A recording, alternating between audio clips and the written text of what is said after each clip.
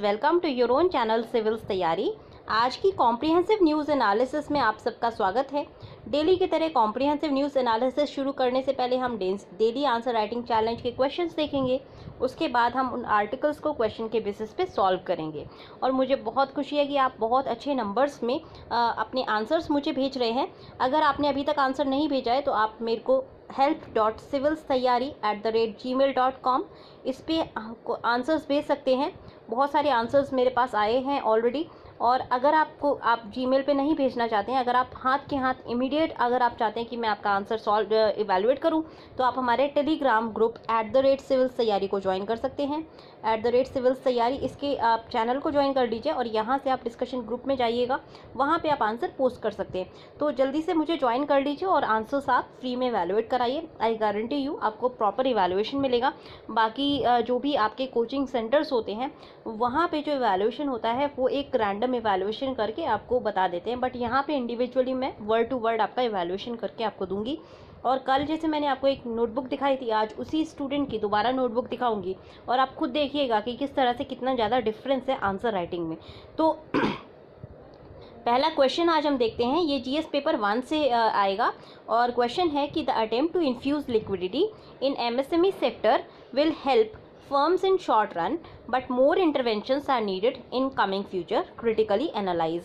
तो एक वीडियो में आपका ये भी बनाऊंगी कि इन वर्ड्स के लिए में हमें ये जो प्रॉम्प्ट वर्ड्स होते हैं ये क्या मीन करते हैं और हमें किस तरह का आंसर इन प्रॉम्प्ट वर्ड्स के बेसिस पे फ्रेम करना है। वो वीडियो मैं आज या कल में आपका अपलोड कर दूंगी, तो वहाँ से आपको काफ़ी मदद मिलेगी। एनीवेज, क्वेश्चन कहता है कि एमएसएमई के क्षेत्र में चल निधि मतलब लिक्विडिटी मतलब इंस्टेंट कैश लगाने के प्रयासों से फर्म को कम समय में मदद मिलेगी, मतलब अभी शॉर्ट रन में मदद मिलेगी। लेकिन अगर हमें फ्यूचर में उनको ज़्यादा अच्छा मजबूत बनाना है तो और हस्तक्षेप की आवश्यकता है गवर्नमेंट की तरफ से, तो इसकी हमें आलोचनात्मक विश्लेषण इसका करना है।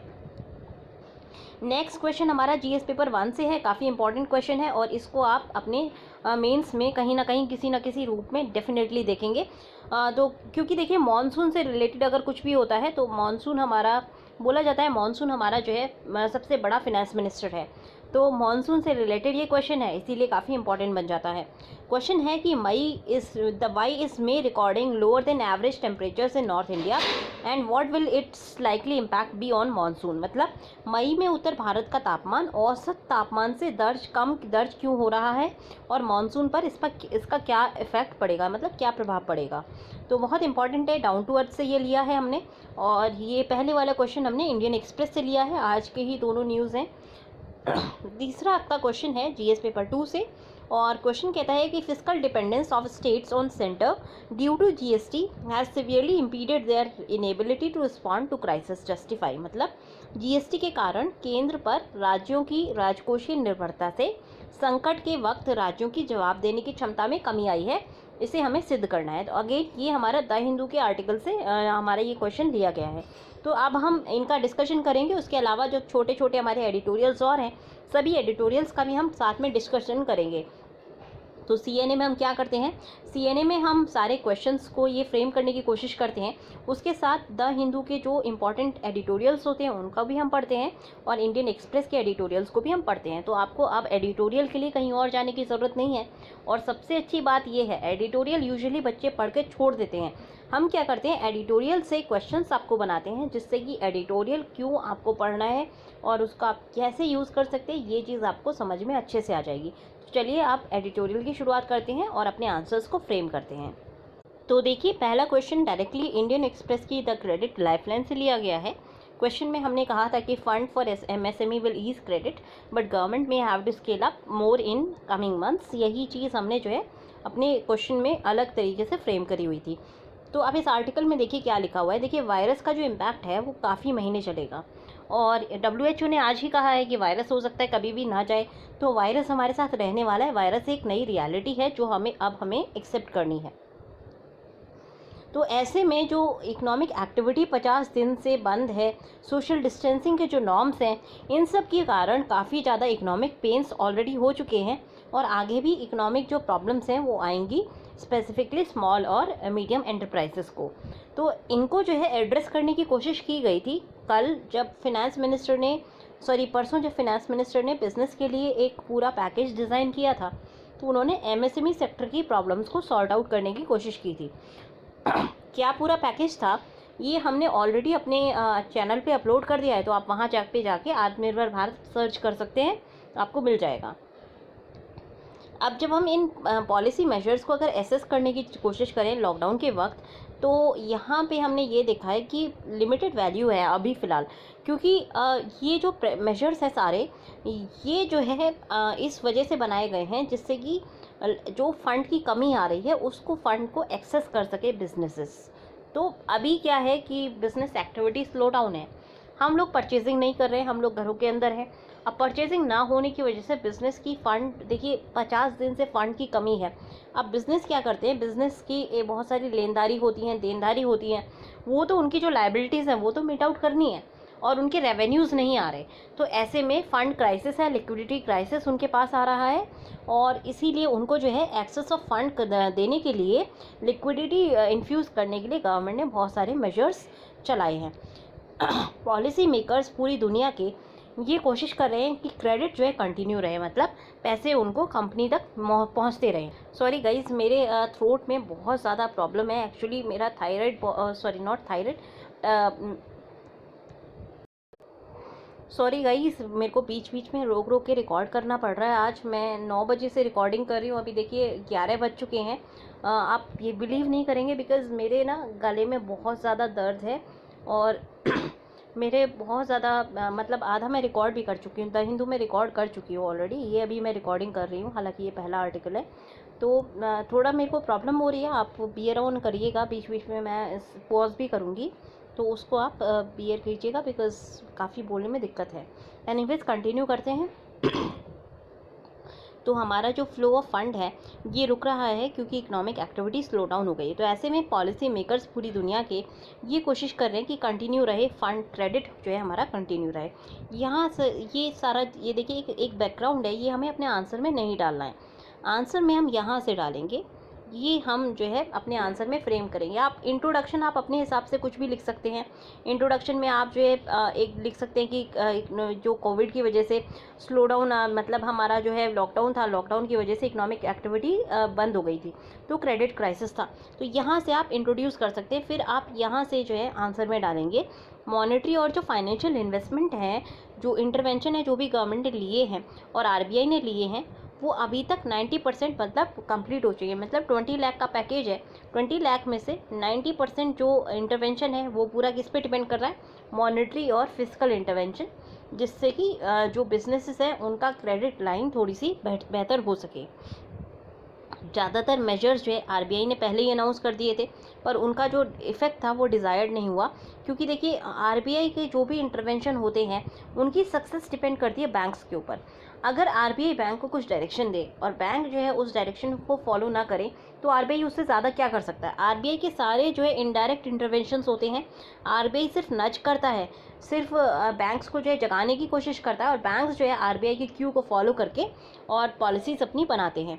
तो RBI ने जो है चीप कर दिए थे फंड, बट चीप फंड होने के बावजूद भी बैंक लेंडिंग नहीं कर रहे थे, क्योंकि अभी बैंक्स अभी जो है NPA की प्रॉब्लम से जूझ रहे हैं। इसीलिए RBI के जो भी इंटरवेंशंस थे उनका एक अच्छा वो नहीं रहा, उनका रिस्पांस अच्छा नहीं रहा, और हाइटेंड रिस्क एवर्जन की वजह से बैंक ने कॉस्ट ऑफ फंड रिड्यूस होने के बावजूद भी लेंडिंग नहीं की थी, बहुत ज़्यादा लेंडिंग नहीं हुई थी। तो ऐसे में अब जो मेजर्स अनाउंस हुए FM के द्वारा, फिनेंस मिनिस्टर के द्वारा MSME सेक्टर को, तो शायद वो जो है इस गैप को जो है एड्रेस करेंगे। गैप क्या है, RBI और गवर्नमेंट जो है बैंक्स को चाहती है कि बैंक लेंडिंग करे, बैंक लेंडिंग नहीं कर रहे थे क्योंकि बैंक को डर था। अब ये डर हटाने की कोशिश की गई है बैंक के दिमाग से, और लोन्स को और ज़्यादा सिक्योर बनाने की कोशिश की गई है। तो इनमें सबसे बड़ी जो स्कीम थी 3 लाख करोड़ की जो स्कीम है, वहाँ पे MSME सेक्टर को जो है लोन्स प्रोवाइड किए जाएंगे, और उसको जो है पूरी तरह से बिना कंडीशन के लोन होंगे, नॉन कंडीशनल लोन होंगे, और 100% इन लोन्स को जो है क्रेडिट गारंटी गवर्नमेंट करेगी।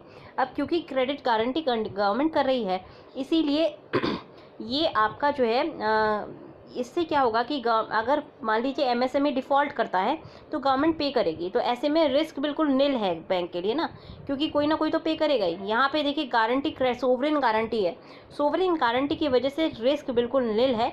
तो इनमें जो है एमएसएमई सेक्टर को बैंक्स आसानी से लोन देने के लिए तैयार हो जाएंगे। तो ये जो है ये जो स्कीम है 3 लाख करोड़ वाली, इससे अच्छा जो है रिस्पॉन्स आने की संभावना है। और इसी वजह से जो है क्रेडिट क्रिएशन होगा इमीडिएटली, क्योंकि गारंटीज़ जो है अगले 6 महीने के लिए हैं। तो जो भी अगर लोन लेना चाहता है 6 महीने के अंदर, उसको गवर्नमेंट गारंटी मिलेगी। इसीलिए एमएसएमई को अगर लोन लेना है वो इमीडिएटली लोन ले लेंगी 6 महीने के भीतर, और उनको जो है काफ़ी लिक्विडिटी का जो क्राइसिस है उनका सॉल्व आउट हो जाएगा।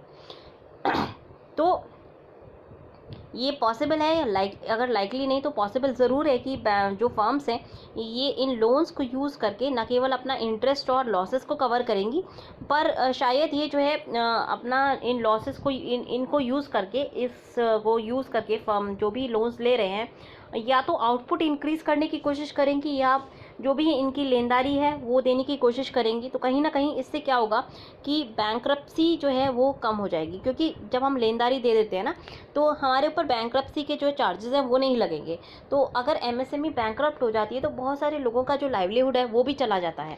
इसीलिए क्योंकि वो अपनी लेनदारियों को देने की कोशिश करेंगी, जो भी इनके कमिटमेंट्स हैं उनको पे ऑफ करने की कोशिश करेंगी, इससे उनके ऊपर बैंक्रप्सी का खतरा कम हो जाएगा। और ये एक बहुत बड़ा मोटिव भी है गवर्नमेंट का।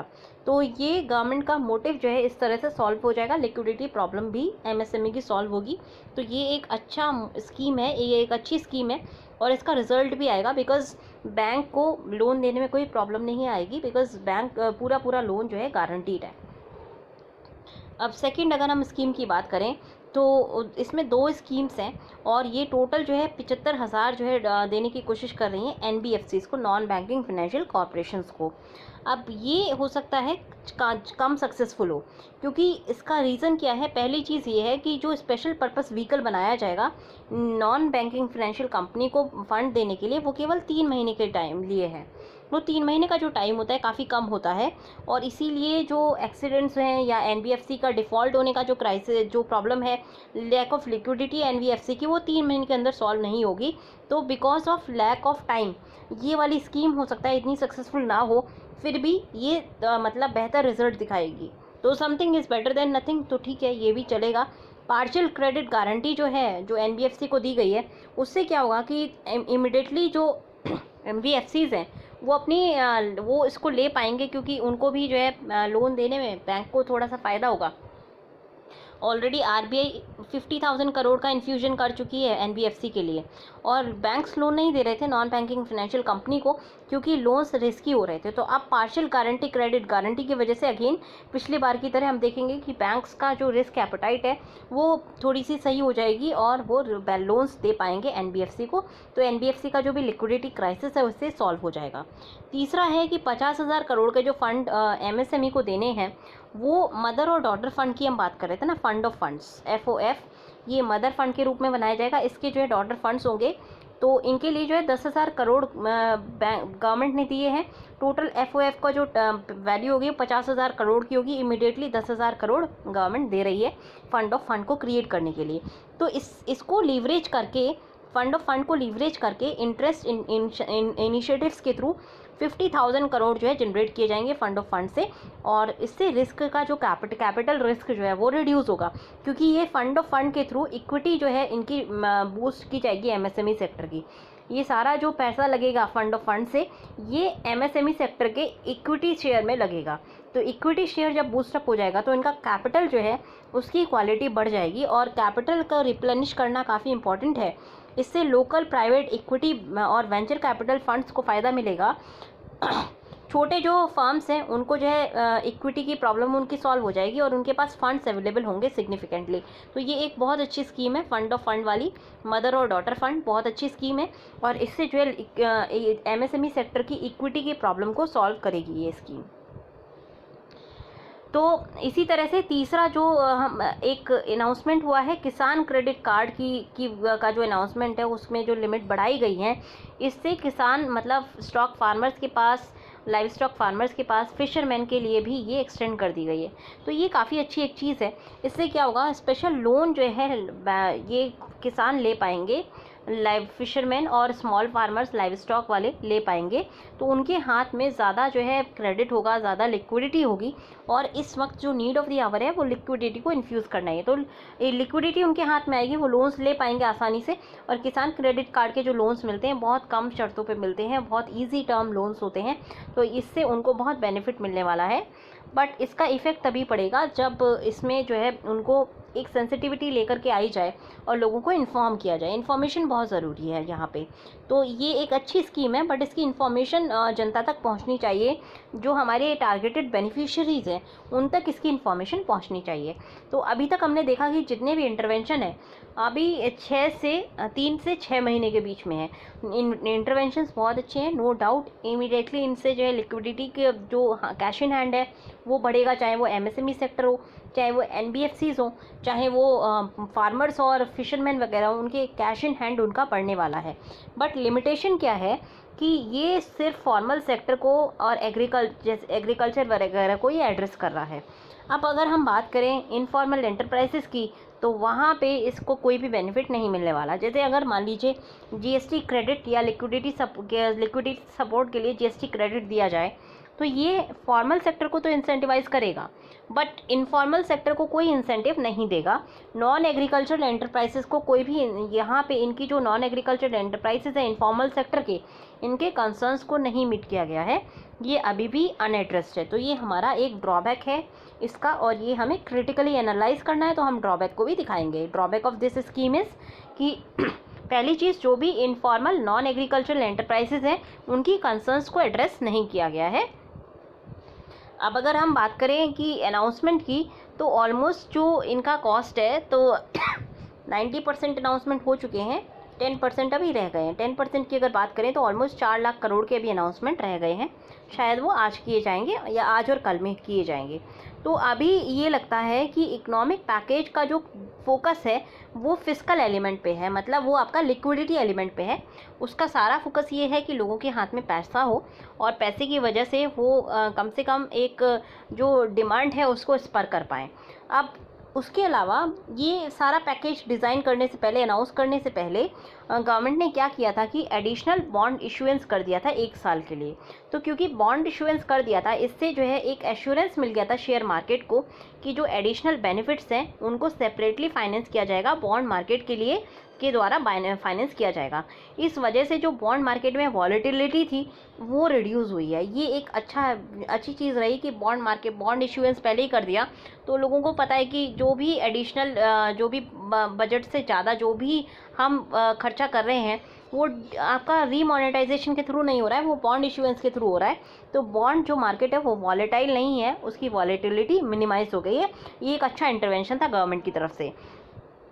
इसी तरह से अगर हम बात करें रुपये की, तो रुपये जो है रिमार्केबली अभी स्टेबल है, रुपये की फ्लक्चुएशन ज़्यादा नहीं हुआ है। और ये जो अब फिस्कल स्पेंडिंग है इसको सेंट्रल बैंक फाइनेंस करेगा, क्योंकि बॉन्ड मार्केट इशू किए जा रहे हैं। तो ये सारी चीज़ों की वजह से एक जो हमारा जो मार्केट है, जो हम मनी मार्केट बोलें, तो काफ़ी स्टेबल नज़र आ रहा है। मतलब बहुत ज़्यादा फ्लक्चुएट नहीं कर रहा है इतने बड़े अनाउंसमेंट होने के बावजूद भी, क्योंकि लोगों को पता है कि इससे जो है इम्पैक्ट फिस्कल प्रूडेंस के ऊपर ज़्यादा नहीं पड़ने वाला है। हम अभी जो है पैसे को नहीं प्रिंट कर रहे हैं, मिंटिंग नहीं हो रही है नई करेंसी की, तो इसी वजह से आपका मार्केट फिर भी स्टेबल है। अब आगे का जो रोड है काफ़ी अनक्लियर है, क्योंकि इकोनॉमिक डैमेज बहुत ज़्यादा है। केवल हमने 10% ऑफ जीडीपी का अभी एड्रेस किया है, और जीडीपी का एक बहुत बड़ा हिस्सा जो है नेगेटिव उसमें जाएगा, कॉन्ट्रैक्ट करेगा। तो ये जो भी अनाउंसमेंट है इसको हम देख सकते हैं कि जैसे एक मैराथन बिगिन होती है ना, तो ये शुरुआत का पॉइंट हो सकता है। आगे और हमें बड़े इंटरवेंशंस चाहिएंगे, क्योंकि अभी कोविड की अगर हम खतरे की बात करें तो कोविड का खतरा ख़त्म नहीं हुआ है, हम कोविड से बाहर नहीं निकले हैं, और कितने टाइम कोविड चलने वाला है इसके बारे में भी अभी हमें कोई आइडिया नहीं है। तो Covid is here to stay.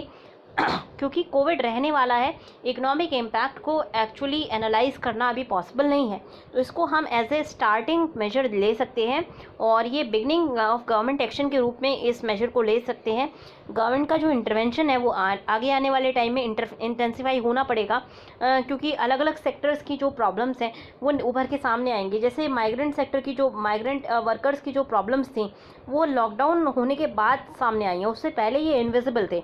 इसी तरह से और कोई सेक्टर रह गया होगा, उसकी प्रॉब्लम धीरे धीरे सामने आएगी और इनको गवर्नमेंट को इंडिविजुअली एड्रेस करना पड़ेगा।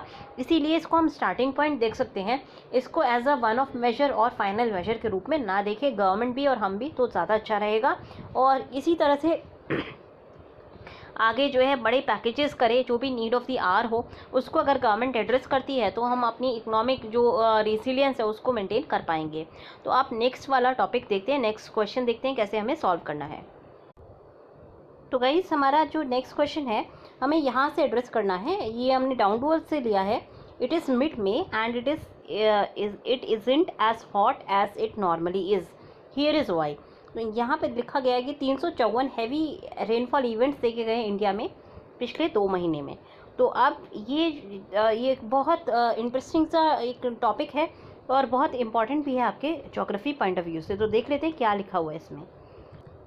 तो अभी हमने क्या नोटिस किया है कि थंडर स्टॉर्म्स मतलब आंधी तूफान, उसके साथ साथ हमने रेनफॉल देखी है, आंधी, फिर ओले भी पड़े हैं और ये मई 2020 तक है। वेट मार्च भी देखा था हमने, अप्रैल भी वेट देखा था। आईएमडी ने ये प्रेडिक्ट किया है कि हेल और डस्ट स्टॉर्म होंगे ज़्यादातर पार्ट्स ऑफ हरियाणा में, पंजाब में और वेस्टर्न यूपी में। और ये मई 13 को बताया था, कल भी हुआ था। कल का अगर हम देखें तो कल भी ऐसा एक आया था। तो ऐसा किस लिए हो रहा है ये देखिए, अगर आप फ्रीक्वेंसी ऑफ रेनफॉल देखेंगे 64.4 मिलीमीटर से ज़्यादा की, तो ये देखिए इन सारे एरियाज़ में, ये सारे एरियाज़ में आप देखिए फ्रीक्वेंसी ऑफ रेनफॉल, पूरा जो नॉर्थ एरिया है जो इस टाइम हीट वेव से सफ़र कर रहा होता, वो सब इस वक्त रेनफॉल को महसूस कर रहा है। और रेनफॉल महसूस करने की वजह से जो इनका हॉट वेव है वो कहीं ना कहीं कम महसूस की गई है। और इसी तरह से ये देखिए आपका ये अगेन मई का है, वो अप्रैल का था, ये मई का चार्ट है।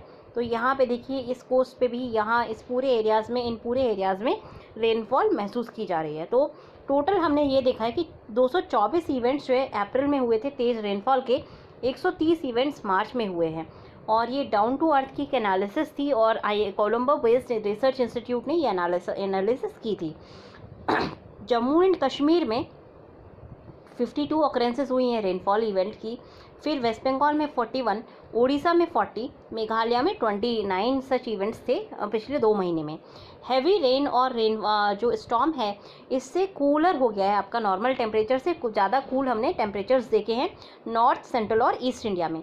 आईएमडी ने क्या प्रेडिक्ट किया था, मैक्सिमम टेम्परेचर जो आईएमडी ने रिकॉर्ड किया है वो बिलो देन नॉर्मल है ज़्यादातर पार्ट्स ऑफ नॉर्थ, ईस्ट और सेंट्रल इंडिया के, साउथ इंडिया के। और ये अभी मई 11 तक अगर हम बात करें ना तो 4 से 7 डिग्री सेल्सियस आपका टेम्परेचर कम देखा गया है, और स्पेसिफिकली उत्तर प्रदेश में, बिहार में और झारखंड में। तो ये पूरा जो है हीट वेव वाला, यहाँ पे एक हॉट आइलैंड होना चाहिए था, उससे जो है 4 से 7 डिग्री, 7 डिग्री बहुत ज़्यादा होता है, 4 डिग्री भी बहुत ज़्यादा होता है।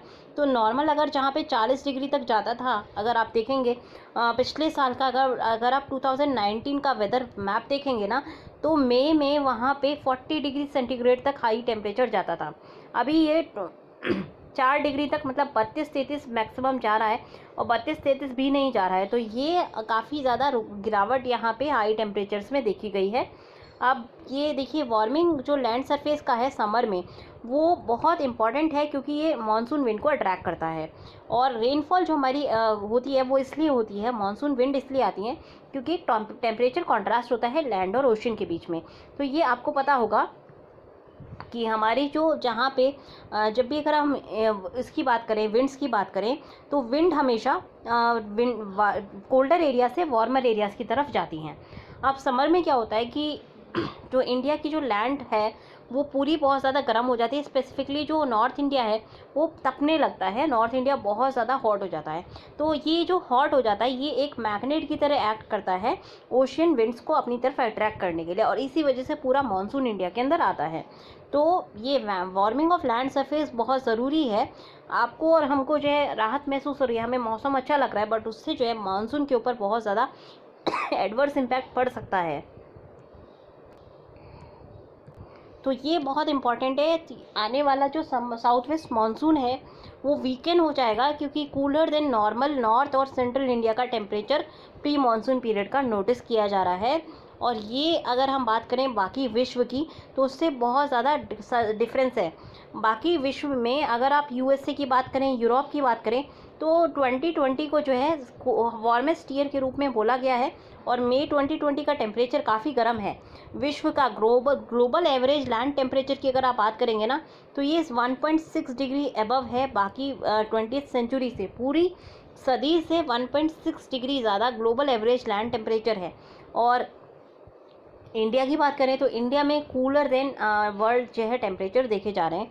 तो ये एक एनोमली है, और इससे इंडिया को कोई बेनिफिट नहीं होने वाला, बल्कि हमारी जो एक बहुत बड़ी डिपेंडेंसी होती है मानसून से, वो डिपेंडेंसी जो है इस टाइम खतरे में, मानसून जो है वीक नोटिस किया जाएगा। आईएमडी ने भी यही बोला था। आईएमडी ने ये ट्रेंड्स को देखते हुए, नासा से जो ट्रेंड आ रहे थे, बाकी जो ट्रेंड्स थे उसको देखते हुए warmer than usual weather temperature बोला था मई में और अप्रैल में। और आईएमडी ने ये कहा था कि एवरेज जो मैक्सिमम टेम्परेचर होगा वो 0.5 से 1 डिग्री ज़्यादा होगा अप्रैल में और मई में। और इसी वजह से आईएमडी ने ये भी बोला था कि हमारा जो आउटलुक होगा मानसून का वो बहुत अच्छा होगा। आईएमडी ने ये प्रेडिक्शन अप्रैल और मार्च में किए थे, मई के लिए भी किए थे कि मोर देन नॉर्मल हमें टेम्परेचर महसूस करने को मिलेगा। बट अगर हम हीट वेव की बात करें तो एज रिसेंट एज 13 मई, कल परसों तक भी अभी तक कोई हीट वेव नहीं रिकॉर्ड की गई है। अभी there is no heat wave recorded in the country. बहुत इंपॉर्टेंट लाइन है ये। अगर 13 मई तक भी हीट वेव नहीं है तो हमारा जो कॉन्ट्रास्ट है ओशन और लैंड टेम्परेचर में बहुत कम रह जाता है, और ओशन विंड बहुत कम अट्रैक्ट होंगी, उनकी जो इंटेंसिटी होगी वो बहुत कम हो जाएगी। अब इसका रीज़न क्या है? रीज़न जो है वेस्टर्न डिस्टर्बेंस है। आपने पढ़ा होगा ज्योग्राफी में, आपको पता ही होगा वेस्टर्न डिस्टर्बेंस जो है की वजह से बारिश होती है इंडिया के नॉर्थ पार्ट ऑफ इंडिया में। और ये जो विंड्स होती हैं ये मेडिटेरेनियन ओशन में एक्स्ट्रा ट्रॉपिकल स्टॉर्म्स होते हैं। मतलब ट्रॉपिक्स के बाहर जो स्टॉर्म्स ओरिजिनेट होते हैं उनको एक्स्ट्रा ट्रॉपिकल बोला जाता है। तो वेस्टर्न डिस्टर्बेंस में एक्स्ट्रा ट्रॉपिकल स्टॉर्म्स होते हैं, ये मेडिटेरेनियन सी से ओरिजिनेट करके इंडिया की तरफ ट्रैवल करते हैं, और ये जो है सब ट्रॉपिकल जेट स्ट्रीम के थ्रू आते हैं। मतलब ये अपर एटमॉस्फेयर में ट्रैवल कर रहे हैं। और फ्रीक्वेंट अगर वेस्टर्न डिस्टर्बेंस काफ़ी ज़्यादा अभी देखे जा रहे हैं, जो कि उसका रीज़न ये है कि आपका जो यूरेशिया है, मतलब जो यूरोप है वो काफ़ी गर्म है। अभी हमने देखा था कि यूरोप का जो टेम्परेचर है 1.6 डिग्री सेंटीग्रेड ज़्यादा है। तो यूरोप का टेम्परेचर बढ़ने की वजह से मेडिटेरेनियन सी में जो है स्टॉर्म्स क्रिएट हो रहे हैं, और ये वेस्टर्न स्टॉर्म डिस्टर्बेंस इन्हीं को हमने नाम दिया है। अब ये स्टॉर्म क्योंकि सब ट्रॉपिकल जेट स्ट्रीम पे के ऊपर ट्रैवल करते हैं, तो इसलिए ये अपर एटमॉस्फेयर में जो है मॉइस्चर को लेकर के सब ट्रॉपिकल जेट स्ट्रीम के थ्रू इंडिया के ऊपर आकर के ये बारिश कर रहे हैं इंडिया में भी। जनरली क्या होता है, वेस्टर्न डिस्टर्बेंस डस्ट स्टॉर्म्स को लेकर आते हैं, पर इस बार जो है बहुत ज़्यादा वेस्टर्न डिस्टर्बेंस है, और इसीलिए ये मॉइस्चर को भी लेकर आए हैं। तो इसीलिए जब ये वार्म एयर से मीट करेंगे, वेस्टर्न इंडिया के वार्म एयर से जब मीट कर रहे हैं, तो वहाँ फ्रंट प्रोड्यूस हो जा रहा है। कोल्ड फ्रंट ये वेस्टर्न डिस्टर्बेंस का, और वार्म फ्रंट हमारा वेस्टर्न डिस्टर्बेंस का कोल्ड फ्रंट, वार्म फ्रंट हमारा वेस्टर्न इंडिया की विंड्स का। और इस वजह से अचानक से जो मॉइस्चर है, मॉइस्चर कंटेंट है, वो एकदम से बारिश के रूप में गिरता हुआ नज़र आ रहा है। तो आईएमडी के लिए ये वेस्टर्न डिस्टर्बेंस को प्रेडिक्ट करना इजी नहीं था, इसीलिए आईएमडी ने ये वेस्टर्न डिस्टर्बेंस को फोर्स ही नहीं कर पाई, और आईएमडी के जो प्रेडिक्शंस थे वो वेस्टर्न डिस्टर्बेंस के को एक्सक्लूड करके थे, और इसी वजह से आईएमडी के जो प्रेडिक्शंस हैं वो गलत जो है साबित हुए हैं। अपर एटमॉस्फेयर में जो मॉइस्चर है वो ट्रॉपिकल स्टॉर्म की तरह सरफेस से नहीं पिक किया जाता है। वो हमारा जो वो एटमॉस्फेयर, ये जो अगर हम बात करें वेस्टर्न डिस्टर्बेंस की, तो हमने देखा कि ये अपर एटमॉस्फेयर में ट्रैवल कर रहा है, जेट स्ट्रीम के थ्रू ट्रैवल कर रहा है। तो ये जो मॉइस्चर है ये आपका सरफेस मॉइस्चर से नहीं आ रहा है। ट्रॉपिकल स्टॉर्म में जो मॉइस्चर होता है वो सरफेस से पिक किया जाता है, क्योंकि वो क्लोजर टू सरफेस ट्रैवल करती हैं विंड्स। ये आपकी अपर सरफेस में ट्रैवल कर रही हैं, तो ये विंड्स ऑलरेडी जो मॉइस्चर इन्होंने पिक किया था मेडिटेरेनियन सी से, उसको ये कैरी कर रही हैं। वेस्टर्न डिस्टर्बेंस को तभी ट्रैक किया, 1-2 दिन पहले ही ट्रैक किया जाता है, और इसीलिए या इनको ट्रैक करना हमारे लिए थोड़ा सा मुश्किल रहा है। आईएमडी बहुत अच्छे से वेदर फिनोमिनास को ट्रैक करता है, हीट वेव्स वगैरह को अच्छे से ट्रैक करता है, बट जो छोटे फिनोमिना होते हैं जैसे स्टॉर्म्स हो गया या फिर आपके वेस्टर्न डिस्टर्बेंस हो गए, इनको अच्छे से ट्रैक नहीं कर पाता है। और इसी वजह से आईएमडी का जो प्रेडिक्शन रहा है वो इस बार जो है सही नहीं रहा। आईएमडी इसीलिए चूक गया, क्योंकि वो वेस्टर्न डिस्टर्बेंस को ट्रैक नहीं करता, क्योंकि देखिए यूरेशिया का जो हिस्सा है वो हमारे लिए इम्पॉर्टेंट भी नहीं है, तो इसीलिए उनको ट्रैक नहीं करते थे हम। यूजुअली जनवरी फरवरी तक जो हमारा, जिसको हम गेहूं का एकदम पकने वाला होता है, उससे जस्ट पहले जो बारिश होती है वो वेस्टर्न डिस्टर्बेंस की वजह से होती है, तो उस वक्त की बारिश अच्छी होती है। तो इसीलिए वेस्टर्न डिस्टर्बेंस को आईएमडी प्रेडिक्ट नहीं करता था, ना ही ट्रैक करता था, क्योंकि वेस्टर्न डिस्टर्बेंस हमारे यूजुअली मानसून पे इम्पैक्ट नहीं करता। बट इस बार ऐसा हुआ है कि मानसून पे कोई इम्पैक्ट कर रहा है, तो ये एक हमारा लूप होल है जिसको आगे आईएमडी को जो है वो करना पड़ेगा, दूर करना पड़ेगा। आईएमडी के जो मॉडल्स हैं वो एल नीनो, सदर्न ऑसिलेशंस और इंडियन ओशन डाइपोल पे ज़्यादा डिपेंड करते हैं, और वो अटलांटिक नीनो और अटलांटिक जोन को नहीं ट्रैक करते हैं। अटलांटिक मोड को जो है गलत, इस बार अटलांटिक मोड को न ट्रैक करने की वजह से ही आईएमडी नहीं समझ पाया कि वेस्टर्न डिस्टर्बेंस हो सकते हैं, और इसीलिए जो हमारी प्रेडिक्शन रही आईएमडी की वो गलत रही। वार्मर अगर अटलांटिक होगा उससे क्या होगा कि मानसून डिप्रेशन कम हो जाएंगे, और उससे जो है रेन आपकी ज़्यादा हो जाती है यूरेशिया मतलब यूरोप वाले रीजन में, और ये चीज़ हम पहले भी देख चुके हैं। डिप्रेशंस जो वार्म अटलांटिक मोड में होते हैं उनका लंबा ट्रैक होता है, और उससे जो है बेटर डिस्ट्रीब्यूशन हो जाता है इंडिया के ऊपर पूरी रेन का।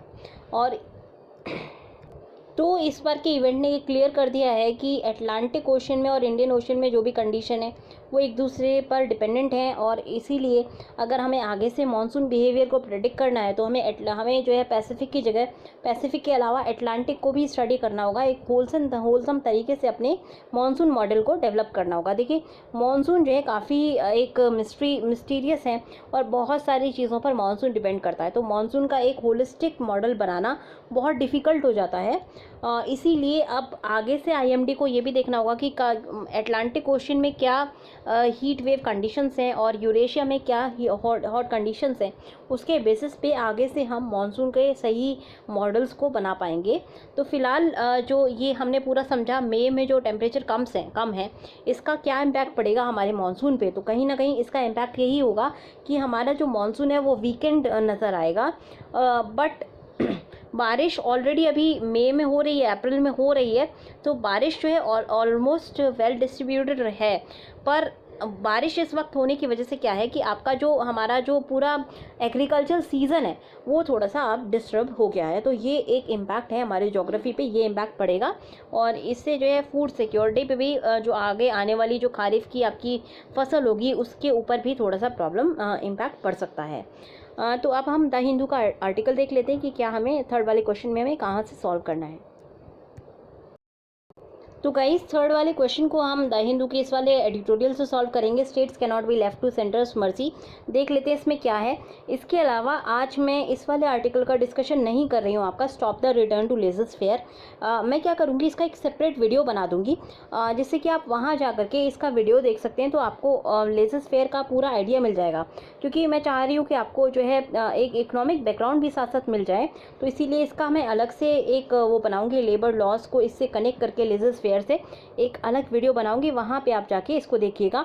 बाकी ये दोनों आर्टिकल्स भी अब हम डिस्कस कर लेंगे, और इंडियन एक्सप्रेस के जो आर्टिकल्स से छोटे 3 उसमें से आपको ईसी वाला आर्टिकल खुद पढ़ना है, तो ये आज आपका होमवर्क है। ईसी वाला आर्टिकल ये पढ़ना है आपको, ये होमवर्क है। तो चलिए देख लेते हैं क्या है इस आर्टिकल में। तो गाइस ये आर्टिकल जो हमें देखना है ये फिजिकल इंडिपेंडेंस से रिलेटेड है। और यहाँ पे हम डिस्कशन करेंगे कि किस तरह से जीएसटी जो एक बहुत अच्छा रिफॉर्म है इकोनॉमिकली, उसने एक बहुत प्रॉब्लम क्रिएट कर दी है कोऑपरेटिव फेडरलिज्म में। तो अब एक सर्वे हुआ था 30 लाख लोगों का तमिलनाडु में कि क्या शराब की दुकानें खुलनी चाहिए। तो उसमें जो है सब मेजॉरिटी ऑफ लोगों ने इसको जो है अनपॉपुलर मूव के रूप में देखा था। इसी तरह से 89% जो है इस मूव के खिलाफ थे। तो यही महाराष्ट्र में भी ऐसा ही देखा गया। वहाँ पे भी जब लिक्विड शॉप्स खुल गई थी और तेज़ी से मतलब लोग भीड़ इकट्ठी करने लगे तो उनको लोगों की जो बाकी लोगों की ऑपोजिशन की वजह से, प्रोटेस्ट की वजह से, ये जो एक पर लिक्विड शॉप्स का ओपनिंग थी ये बंद करके होम डिलीवरी चालू करनी पड़ी थी।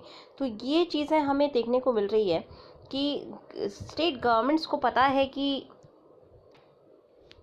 तो ये बेसिकली इसलिए था क्योंकि देखिए कहीं क्राउडिंग आउट का एक डर था, उसके अलावा कोविड-19 के फैलने का भी खतरा था और इसीलिए लोग जो है डरे हुए थे और इसीलिए लोग जो है ये शराब की दुकानों को खुलवाना नहीं चाह रहे थे। अल्कोहलिज्म का एक जो दूसरा इम्पैक्ट पड़ता है वो सोसाइटियल इम्पैक्ट भी पड़ता है, पर कहीं ना कहीं लोगों के ऊपर ज़्यादा फ़र्क इसका कोविड का था और सोशल इम्पैक्ट की वजह से लोगों ने इतना अनपॉपुलर इसको नहीं बोला है।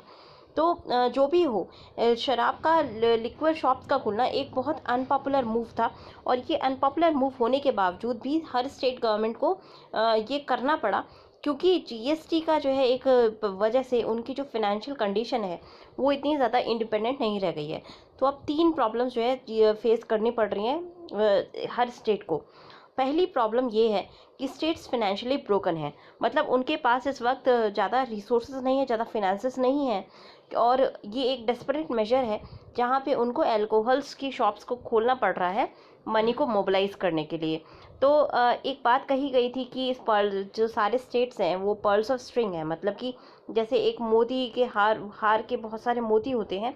अब यहाँ पे इन्होंने ये बोला है कि हार के मोती तो हैं पर वो हार जो है सेंटर के गले में है जीएसटी की वजह से। तो ये जीएसटी की वजह से यहाँ पे बोला गया है कि प्रॉब्लम्स आई हैं। अब देख लेते हैं जीएसटी की वजह से क्या प्रॉब्लम्स फेस करनी पड़ रही हैं स्टेट्स को।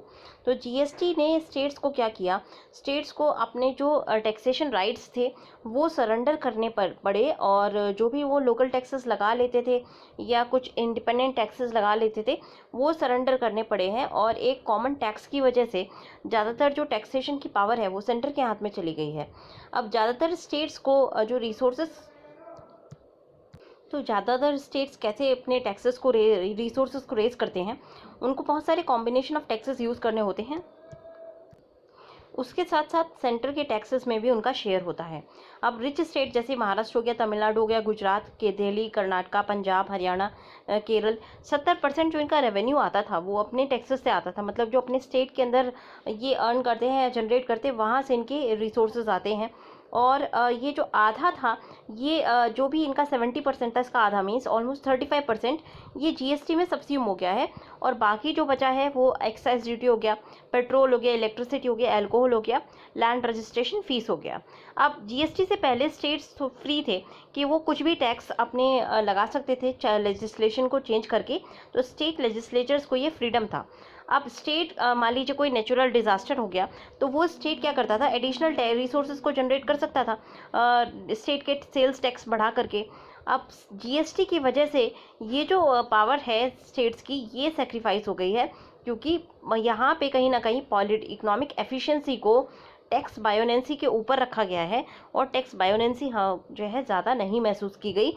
इकोनॉमिक एफिशिएंसी भी इतनी ज़्यादा नहीं आ पा रही है स्टेट्स के अंदर और ना ही टैक्स बायोनेंसी आ रही है।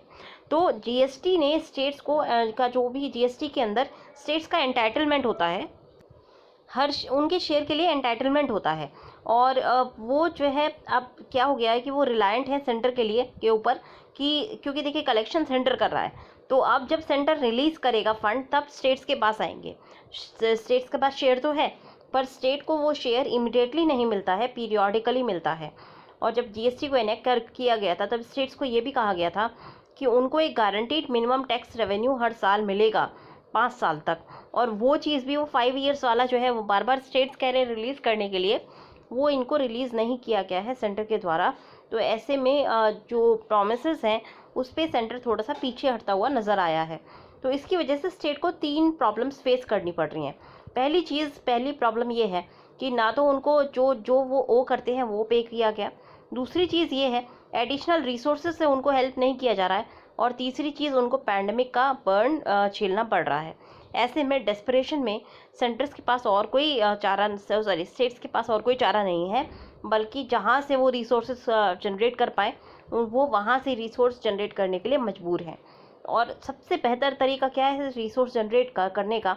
देखिए, बाकी इलेक्ट्रिसिटी पे डिमांड ख़त्म है, तो ये देखिए पेट्रोलियम की डिमांड नहीं है क्योंकि लॉकडाउन का पीरियड चल रहा है। इलेक्ट्रिसिटी की भी डिमांड कम हो गई है क्योंकि इंडस्ट्री सारी बंद थी। लैंड और व्हीकल टैक्सेस, ये सब चीज़ें इनकी तरफ से भी अर्निंग्स नहीं है।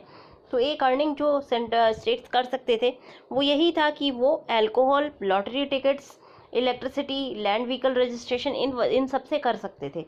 और अल्कोहल सबसे इजी तरीका रहा, तो इसीलिए अल्कोहल को खोलने का एक डिसीजन स्टेट्स ने लिया था।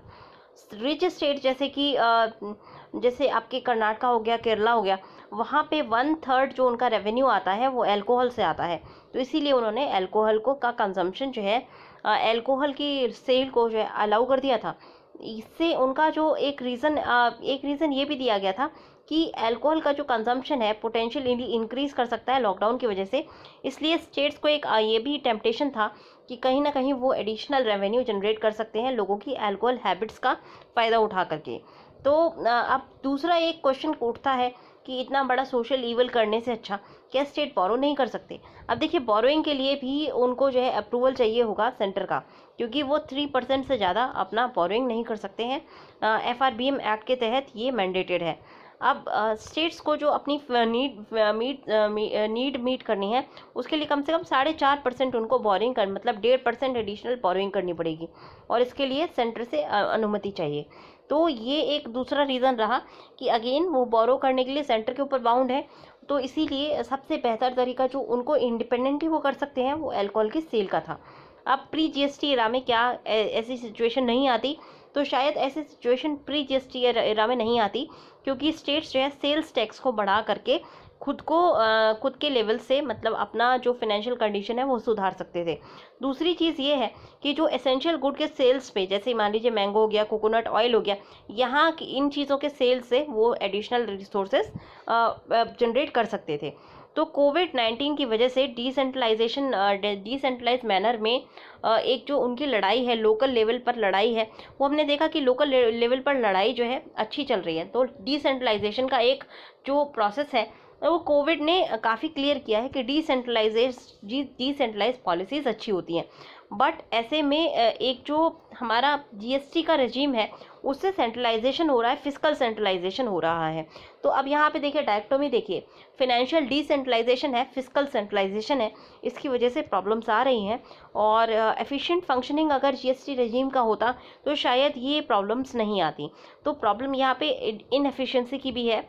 GST रजीम को कहीं ना कहीं GST की जो प्रॉब्लम है, GST का एक जो सिस्टम है बहुत अच्छा है, बट उसका ये एक एग्जांपल है अच्छी पॉलिसी का और पुअर इम्प्लीमेंटेशन का। अगर इम्प्लीमेंटेशन इसका अच्छा होता तो स्टेट्स को उनके जो भी ड्यूज़ थे वो रिलीज़ कर दिए गए होते, तो स्टेट्स की जो फिनेंशियल कंडीशन है वो थोड़ी सी बेहतर होती। डेमोक्रेटिकली इलेक्टेड गवर्नमेंट्स को फिस्कल पावर्स अपने हाथ में नहीं रखनी चाहिए, उसका डिसेंट्रलाइजेशन करना चाहिए, जिससे कि स्टेट्स अपने हिसाब से लोगों की नीड के हिसाब से के अनुसार पैसा खर्च कर सके। और पैसा होगा ही नहीं तो आप खर्च नहीं कर सकते हैं। तो इसीलिए गवर्नमेंट अपने फंक्शंस को डिस्चार्ज करने के लिए गवर्नमेंट को पैसा चाहिए, और ये पैसा जो है उनको रिलीज़ होना टाइम टू टाइम बहुत इंपॉर्टेंट है। तो ये एडिटोरियल आपका काफ़ी अच्छा है, वन फॉर द पुअर। कल जो है सेकेंड पार्ट आत्मनिर्भर भारत का अनाउंस किया गया था फिनेंस मिनिस्टर जी के द्वारा, और वहाँ पे आपका माइग्रेंट लेबर्स और फार्मर्स के लिए कुछ स्टेप्स मिनिस्टर ने बताए थे। तो एक जो बहुत अच्छा स्टेप है वो ये है कि फूड ग्रेन्स को इमीडिएटली जो है रिलीज़ किया जाएगा माइग्रेंट लेबर्स के लिए जिनके पास कार्ड नहीं है या जो इनके पास वेल डॉक्यूमेंटेशन नहीं है। तो इससे जो इमीडिएट फूड क्राइसिस लूम कर रहा है माइग्रेंट लेबर में वो सब्सटेंशियली रिड्यूस हो जाएगा। अब ये आप कह सकते हैं कि 50 दिन के बाद ये आया है और काफ़ी लेट आया है, पर बेटर लेट देन नेवर। तो ये अब एक चीज़ काफ़ी क्लियर है कि 50 डेज़ का जो नेशनल लॉकडाउन था, ये एक पब्लिक हेल्थ मेजर की वजह से इसमें सबसे बड़ा जो कोलेटरल डैमेज हुआ है वो माइग्रेंट लेबर का हुआ है और पुअर का हुआ है, पुअर इन जनरल और माइग्रेंट लेबर इन पर्टिकुलर। तो ये एक बहुत बड़ा डैमेज है। तो ऐसे में हमने क्या देखा कि 50 दिन से हमारे सामने कंटिन्यूसली तस्वीरें आ रही हैं, डेली आप मीडिया में देखेंगे किस तरह से माइग्रेंट लेबर पैदल जर्नी के लिए चल पड़े हैं, रेलवे ट्रैक्स पे चल रहे हैं। आपने देखा होगा कि उन्होंने जो है ट्रक्स के अंदर छुप छुप के वो आ रहे हैं। तो ये कहीं ना कहीं उनकी जो प्रॉब्लम है उसको उजागर करता है। लॉस ऑफ लाइवलीहुड के बाद उनको जो सेकंड प्रॉब्लम फेस करनी पड़ी है वो ये है कि वो जहाँ काम कर रहे थे वहाँ पे उनके पास खाने पीने के लिए कुछ बचा नहीं। तो ऐसे में उनके पास और कोई ऑप्शन नहीं था, बल्कि उनको जो है इंटरस्टेट ट्रैवल करने का ही ऑप्शन था। अब ट्रैवल जो है बैन थी, तो ऐसे में उन्होंने क्या किया, क्योंकि वो पब्लिक ट्रांसपोर्ट का यूज़ नहीं कर सकते, तो ऐसे में उन्होंने जो है पैदल और जो भी उनको मीन्स दिखाई दिया उसी को यूज़ करके वो अपने घरों की तरफ चल पड़े थे। तो इस वजह से उनको जो है काफ़ी डिस्ट्रेस सिचुएशन में थे। और ऐसे में ये जो सेकंड मेजर रहा है, जिसमें 20 लाख करोड़ के इकोनॉमिक पैकेज का सेकंड मेजर था, इनकी नीड्स को कहीं ना कहीं एड्रेस करता हुआ नज़र आया है। तो यहाँ पे जो फूड वाली नीड है उसको तो एड्रेस कर दिया गया है, पर बाकी नीड्स को एड्रेस करना अभी भी बाकी है। माइग्रेंट वर्कर्स ने जो अपने घरों को पहुँच गए हैं, उन्होंने मनरेगा का फ़ायदा उठा करके और काम करना शुरू कर दिया है। यहाँ पे फिनेंस मिनिस्टर ने रिकॉग्नाइज़ किया है कि माइग्रेंट वर्कर वो सबसे बड़ा सिंगल लार्जेस्ट एक तबका है जिसने मनरेगा स्कीम का फ़ायदा उठाया है अभी फ़िलहाल। और इसीलिए उनको जो है एक्सप्लिसिट इंस्ट्रक्शन, मतलब इस रिपोर्ट के बाद मनरेगा को एक्सपैंड कर दिया गया मानसून सीज़न के लिए भी। तो ये एक अच्छा मूव है। दूसरी चीज़, आपका जो गवर्नमेंट ने ये इंश्योर किया है कि वेजेस को बिना किसी, गवर्नमेंट को ये इंश्योर करना चाहिए कि वेजेस को बिना किसी डिले के तुरंत रिलीज़ किया जाए, क्योंकि देखिए पैसे की सबसे बड़ी प्रॉब्लम है और लिक्विडिटी आप एनहेंस करना भी चाहते हैं। गवर्नमेंट की भी ये एक मंशा है कि लिक्विडिटी लोगों के हाथ में रहे। तो लोग जो काम कर रहे हैं मनरेगा का, उनको जो है इमीडिएटली वेज का जो रिलीफ है वो मिलना चाहिए। फिर दूसरी चीज़ क्या कर सकते हैं कि जो 100 डेज़ का लिमिट है उस पर भी वेवर मिलना चाहिए। तो ये चीज़ हमने कल भी डिस्कस की थी कि 100 डेज़ का जो एक लिमिट है वो मनरेगा को कहीं ना कहीं लिमिट कर देता है। तो ये जो है वेवर इस चीज़ से मिलना चाहिए, जिससे कि हाउस होल्ड बढ़ चढ़ के मनरेगा की स्कीम का फ़ायदा उठा करके अभी फ़िलहाल अपने जो लिक्विडिटी सपोर्ट कर सकें। तो ये अब स्टेट्स के ऊपर है कि वो किस तरह से इस स्कीम को प्रॉपर्ली इम्प्लीमेंट करेंगे। माइग्रेंट्स जो अपने घरों, जो मतलब अभी वर्क प्लेस पर हैं, जैसे जो माइग्रेंट अपने घर पे पहुंच गए उनको तो मनरेगा का लाभ मिल रहा है, पर जो अभी प्लेसेस ऑफ वर्क पर हैं वो नेशनल फूड सिक्योरिटी एक्ट या स्टेट स्कीम के बेनिफिशरीज नहीं है, क्योंकि उनका राशन कार्ड किसी और स्टेट का है। तो ऐसे में फिनेंस मिनिस्टर ने कहा है कि जो भी माइग्रेंट लेबर है, जो भी माइग्रेंट वर्कर है जिनके पास जो है राशन कार्ड उस स्टेट का नहीं है, उनको 5 किलोग्राम का फूड ग्रेन मिलेगा पर पर्सन। मतलब हर आदमी को, मान लीजिए एक फैमिली में 4 लोग हैं तो कितना हो गया, 20 किलोग्राम का हो गया। तो ये एक सब्सटैंशियल फूड ग्रेन का अलॉटमेंट है उनके लिए। इससे उनकी फूड सिक्योरिटी कहीं ना कहीं मेंटेन रहेगी। और 1 किलो जो है चना मिलेगा पर family per month for 2 months. तो चने के साथ आराम से खाना बना सकते हैं ना, चना और फूड दोनों मिल रहा है, चना भी मिल रहा है और गेहूं भी मिल रहा है या चावल मिल जाएगा। सो ये 2 महीने के लिए मिलेगा और ये कम से कम 2 मंथ्स के लिए इनकी जो फूड वाली क्राइसिस है वो सॉल्व हो पाएगी इससे। तो एक सब्सटैंशियल नंबर जो है फूड ग्रेन, लोग उनको जो है फूड ग्रेन मिलने लगेगा, क्योंकि फूड ग्रेन अभी फ़िलहाल इसलिए नहीं मिल रहा था बिकॉज देवर, क्योंकि उनके पास जो है राशन कार्ड्स नहीं थे। तो ऐसे में राशन कार्ड की एक वो हटाने के बाद 60% जो पॉपुलेशन है जिसको फूड की रिक्वायरमेंट है वो अपनी रिक्वायरमेंट्स को मीट कर पाएगी। और एक वेलकम रिलीफ है बहुत सारे स्टार्ट वर्कर्स के लिए, पुअर लोगों के लिए जिनके पास राशन कार्ड्स नहीं है। गवर्नमेंट जो है इसको ज़्यादा लोगों के लिए भी इंक्लूड कर सकती थी। जिन लोगों को लॉस ऑफ जॉब हुआ है, लाइवलीहुड हुआ है, उनके लिए भी इसको इंक्लूड कर सकती थी। फिलहाल माइग्रेंट के लिए इंक्लूड करना एक माइग्रेंट वर्कर्स के लिए राहत वाली सांस रहेगी। उसके अलावा सीतारमन जी ने ये भी कहा था कि 1 नेशन 1 रेशन कार्ड वाली जो स्कीम है वो माइग्रेंट लेबर को अलाउ करेगी कि वो कहीं से भी कोई भी राशन की शॉप से ये अपना जो है मार्च 2021 तक ये इम्प्लीमेंट कर दी जाएगी और किसी भी राशन शॉप से फिर वो राशन उठा पाएंगे। अब ये स्कीम ऑलरेडी इम्प्लीमेंट हो चुकी है बहुत सारे स्टेट्स में, बट उनको जो है बहुत कम यूज़ किया जाता है। फॉर एग्जांपल तमिलनाडु में ये यूज़ की जाती है, तमिलनाडु में ये स्कीम एप्लीकेबल है, पर वहाँ पे और पीडीएस का नियर यूनिवर्सल कवरेज है, पर वहाँ पर भी माइग्रेंट वर्कर्स जो है इसका फ़ायदा नहीं उठा पा रहे हैं। अब अगर हम स्मॉल फार्मर्स के लिए जो अनाउंसमेंट किए गए हैं उसकी बात करें तो उसमें भी लिक्विडिटी मेजर्स को इन्हेंस करने की कोशिश की गई है और क्रेडिट ईजिंग की गई है। मतलब जो लोन्स वो लेते हैं एग्जिस्टिंग स्कीम में, जो भी उनको लोन्स मिलता है तो वो थोड़ा ईजी मिल जाए, तो इससे कहीं ना कहीं फिस्कल मेजर्स की वजह से डिमांड स्टिमुलेट होगी, क्योंकि लिक्विडिटी लोगों के हाथ में है। और शायद ये जो प्रॉमिस है 20 लाख करोड़ को खर्च करने का, मेन मोटिव इसका यही है कि लिक्विडिटी सबके हाथ में हो। कल हमने देखा था एमएसएमई सेक्टर के ऊपर भी मेन फोकस ये था कि उनके हाथ में लिक्विडिटी रहे, जिससे कि वो अपनी जो फाइनेंशियल प्रॉब्लम्स है उसको सॉर्ट आउट कर सकें और डिमांड को जो है जनरेट रखें।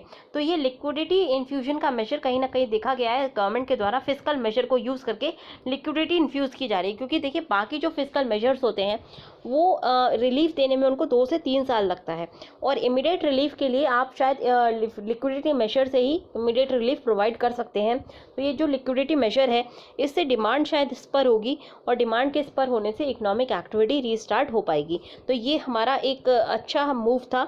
अब आगे आज पता चलेगा कि और किस सेक्टर के लिए क्या क्या अनाउंसमेंट किए जाएंगे। तो लॉकडाउन सिंड्रोम, हाँ ये बहुत इंपॉर्टेंट है आपका, स्पेसिफिकली जीएस पेपर 3 के लिए। यहाँ पे हमने क्या देखा कि जो रिकवरी होनी थी वायरस इंड्यूस्ड, ये रिकवरी प्रोसेस की अगर बात करें तो वो काफ़ी डिफ़िकल्ट नज़र आ रहा है, और ये शायद अच्छी पॉलिसी से ही हो सकता है। अब ये डिफ़िकल्ट क्यों है? अभी देखिए 2-3 दिन पहले आईआईपी का डेटा रिलीज़ हुआ था, और उसमें ये पता चला था कि मार्च में 16.7% आईआईपी में फॉल डाउन नोटिस किया गया है। और ये आपका जो है अगर पिछले साल से आप कंपेयर करेंगे, 2019 से कंपेयर करेंगे, तो 2019 में मार्च के महीने में 2.7% था आपका ग्रोथ आईआईपी के अंदर, और अभी फ़िलहाल 16.57% की जो है नेगेटिव कॉन्ट्रैक्शन हमने देखा है, यह नेगेटिव ग्रोथ देखी है। तो ये एक इंडिकेटर है कि आगे आने वाले टाइम में भी आईआईपी जो है बढ़ेगा ही। आईआईपी गिरेगा। क्यों गिरेगा? बिकॉज मार्च की अगर आप बात करेंगे तो मोस्ट ऑफ द मार्च में 25 मार्च से आपका लॉकडाउन शुरू हुआ है, तो ऑलमोस्ट 24 डेज के लिए लॉकडाउन नहीं था, और लॉकडाउन नहीं होने के बावजूद भी इतना अगर तेज़ी से गिरावट दर्ज की गई है, तो हम अप्रैल की अगर बात करें और मई की बात करें जहाँ पे पूर्ण लॉकडाउन है, अप्रैल पूरा महीना लॉकडाउन में था, मई की अगर बात करें तो ऑलमोस्ट 17 मई तक तो अभी तक लॉकडाउन है ही। तो इतना लंबा लॉकडाउन होने के बाद शायद ये आईआईपी में और ज़्यादा कॉन्ट्रैक्शन देखा जाएगा, और सबसे बुरी तरह से जो हिट सेक्टर्स हैं वो लेबर मार्केट, वो डिसरप्शंस की वजह से हिट हुए हैं, क्योंकि लेबर मार्केट में लॉकडाउन की वजह से डिसरप्शंस आए हैं, तो सप्लाई चेन्स आपकी डिसरप्ट हुई हैं, मैन्युफैक्चरिंग बेसिस डिसरप्ट हुए हैं, इसी वजह से आईआईपी भी आपका डिसरप्ट हुआ है। अगर आप एंड गुड्स की बात करें तो उसमें आपका कैपिटल और कंज्यूमर ड्यूरेबल्स, इनमें जो है सबसे ज़्यादा कॉन्ट्रैक्शन देखा गया है। कैपिटल गुड की अभी रिक्वायरमेंट ही नहीं है ना, सब लोग घर में हैं, तो बड़े चीज़ों को लोग अभी परचेस नहीं कर रहे हैं, कैपिटल गुड्स को बाई नहीं कर रहे हैं, कंपनीज इनको बाई नहीं कर रही है, बिकॉज लॉकडाउन की एक सिचुएशन है और डिमांड कॉन्ट्रैक्ट हो रही है। तो ऐसे में कैपिटल गुड्स की रिक्वायरमेंट कंपनीज को नहीं है, तो कैपिटल गुड में फॉल डाउन हमने देखा। कंज्यूमर ड्यूरेबल्स, हम जो काम देखिए एफएमसीजी की बात करें तो वो हमें ख़रीदना ही है, पर मंथ हमें ख़रीदना होता है, राशन हमें चाहिए ही चाहिए, बाकी सोप सोडा ये हो गया, ये सारी चीज़ें हमें चाहिए।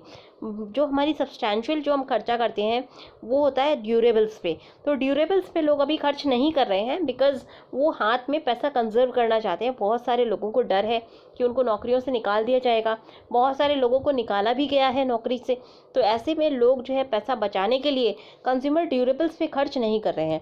1/3 जो कॉन्ट्रैक्शन इन दो एरिया से आया है, कैपिटल गुड्स से और कंज्यूमर ड्यूरेबल से, बिकॉज़ ये नॉन एसेंशियल गुड्स है, और इसीलिए इनका जो है लॉकडाउन की वजह से इनका कंजम्पशन कहीं ना कहीं ख़त्म होना ही था।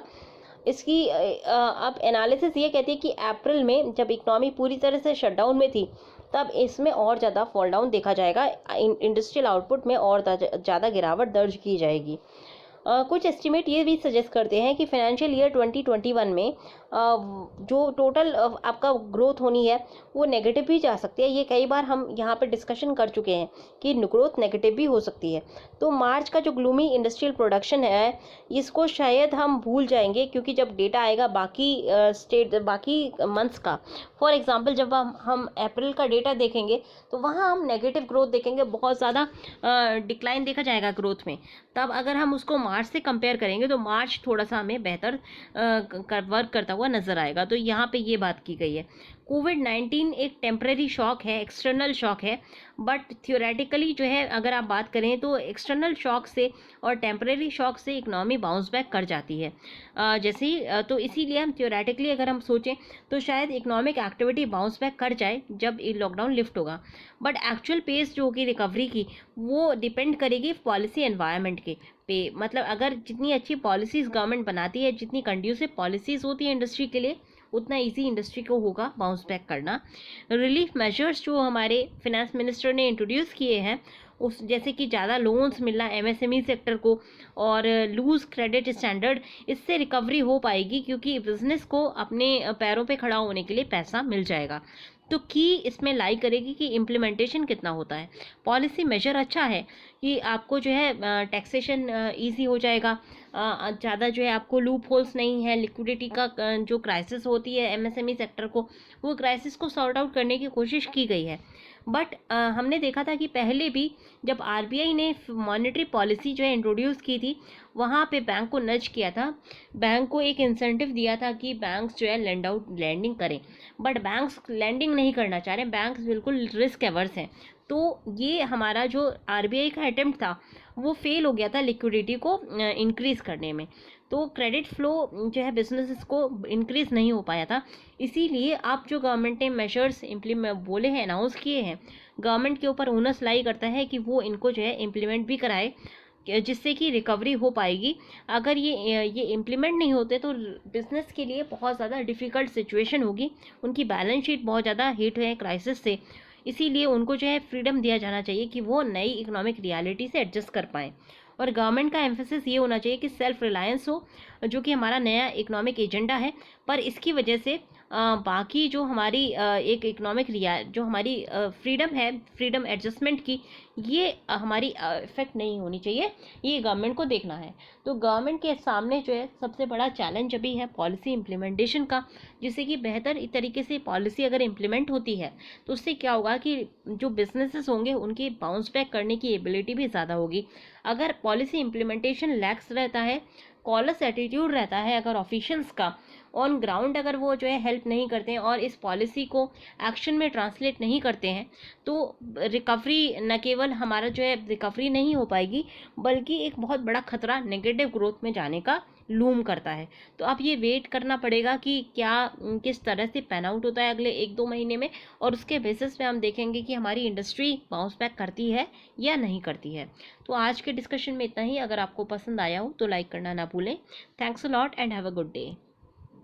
तो गाइज़ ये कल का एक क्वेश्चन है, क्वेश्चन नंबर 1 हमने कल दिया था, उसमें से एक स्टूडेंट ने इसको फिर से अटेम्प्ट किया। ये देखिए उसी स्टूडेंट की कॉपी है जिसने परसों भी अटेम्प्ट किया था। तो अब आप इसमें डिफरेंस देखिए चार्ट बन गया है, फिर आप देखिए पॉइंट वाइज यहाँ पे सारा लिखा हुआ है, ये देखिए कितने अच्छे से इन्होंने पॉइंट वाइज लिखा है, और इम्प्रूवमेंट है, काफ़ी ज़्यादा इम्प्रूवमेंट्स हैं। ये देखिए यहाँ पे इन्होंने डेटा भी पुट किया है, ये देखिए यहाँ पे फिर से डेटा आया है। तो ये इम्प्रूवमेंट्स इनके हैं, और ये इसी तरह से ये फ़ायदा होता है आपका आंसर राइटिंग का। एक दिन में अगर इतना इम्प्रूवमेंट है तो आप सोचिए डेली अगर ये लिखेंगे बाई अक्टूबर कितना इम्प्रूवमेंट आ जाएगा, एकदम परफेक्ट इनके आंसर्स आएंगे। तो बहुत अच्छा इंट्रोडक्शन है, इंट्रोडक्शन बहुत अच्छा इन्होंने लिखा है। थोड़ा सा यहाँ पे एक चीज़ ये ऐड कर सकते थे कि ये जो 1.5 बिलियन है, ये देखिए डेटा यहाँ पे फिर लेकर आए हैं, तो बहुत अच्छा आंसर इन्होंने लिखा है आज। तो यहाँ पे एक चीज़ और ऐड करनी थी कि सिंगल लार्जेस्ट माइनॉरिटी ग्रुप है। फिर जो इन्होंने ये चार्ट बनाया है बहुत अच्छा बनाया है, बट ये जो इन्होंने इधर लिख दिया ना, तो इस वजह से चार्ट की थोड़ी सी और आपको ब्रेनस्टॉर्मिंग करके थोड़ा और ब्यूटीफाई करना होगा, चार्ट ज़्यादा रीडेबल बनाना है। अभी इनरीडेबल हो रहा है, ये मेरे को समझ नहीं आया, इनवॉलंटरी लिखा है बहुत देखने पे, तब ये समझ में आया, फिर नेग्लिजेंस। तो ये चीज़ इन्हें बस इम्प्रूव करनी है, बाकी इन्होंने बहुत अच्छा लिखा है। यहाँ देखिए, ये देखिए फिर से डेटा इन्होंने लिखा है, तो बहुत अच्छा इनका आंसर है, अच्छा आंसर है ये। इसी तरह से आपको आंसर्स लिखने हैं। बस इसमें मेरा एक सजेशन ये होगा कि देखिए ओवरऑल मल्टी डायमेंशनल आंसर इन्होंने लिखा है, सम पॉइंट्स को एक्सप्लेन कर सकते हैं जिससे कि कॉज और इफेक्ट रिलेशनशिप एस्टैब्लिश हो जाए, और डेटा इनकॉर्पोरेट कर सकते हैं। जितना डेटा होगा उतना अच्छा आपका आंसर ऑथेंटिक लगता है। हालांकि उन्होंने बहुत डेटा डाला है, पर जो डोमेस्टिक वायलेंस वाले केसेस का डेटा है वो और ये ऐड कर सकते थे। तो ओवरऑल एक गुड आंसर मेरी तरफ से जो है, इसको मैं दूंगी 60% दूंगी आंसर को। और अगर आप 60% किसी भी आंसर में ले आ रहे हैं तो बहुत अच्छा आंसर आपका बनता है। तो ओवरऑल बहुत अच्छा इनका आंसर है। इन्होंने बहुत अच्छे से ये सुना था हमारा कल का आर्टिकल, और उसके बाद इन्होंने एग्जैक्टली वैसे ही लिखा है, तो मेरे को बहुत खुशी भी है। आप भी इसी तरह से आंसर्स लिखिए जिससे कि आपकी आंसर्स जो है वेल राउंडेड बन सके। तो thanks a lot and have a good day and keep writing. जल्दी से आंसर्स सेंड कर दीजिए मुझे help.civilstayari@gmail.com पर, या फिर आप हमारे चैनल को ज्वाइन कर सकते हैं @civilstayari। टेलीग्राम में इसको सर्च कर लीजिए और वहाँ पे हमें ज्वाइन कर लीजिए। क्विज़ वगैरह भी हम टाइम टू टाइम करते रहेंगे, और जो भी अनाउंसमेंट होगा वो इमीडिएटली आपको हमारे टेलीग्राम ग्रुप पे मिल जाएगा, चैनल पे मिल जाएगा, तो आप उसको ज़रूर ज्वाइन कर लीजिए। So take care and have a good day.